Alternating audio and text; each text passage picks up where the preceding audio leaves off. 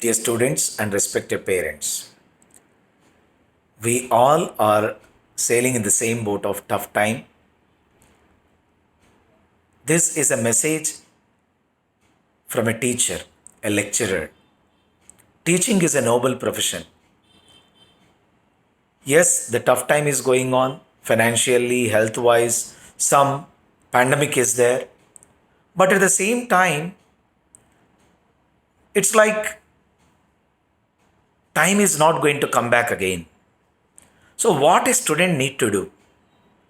What and in what way parent need to support? Parents, education institution, students, teachers, these all people need to collectively support each other.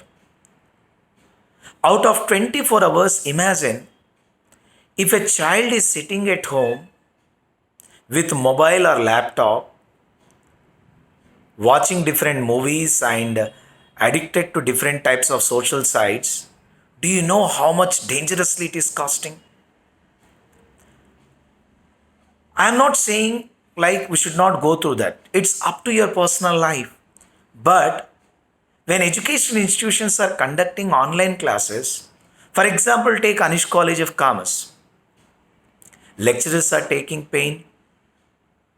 They want to deliver much and much about the subject. Certification courses like investment banking and digital marketing, Excel, computer accounting, these all are added.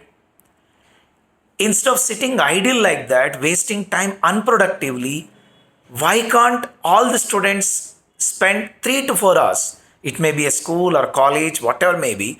3 to 4 hours productively, if you sit and listen, definitely we are living with a hope. Maybe after 6 months or within a year, definitely again the same days will come back. Then you will be equipped with all the knowledge. So, parents and students, try to understand. Like Anish College of Commerce Management, they are supporting all the staff, teaching, non-teaching, everyone. They have not removed any staff.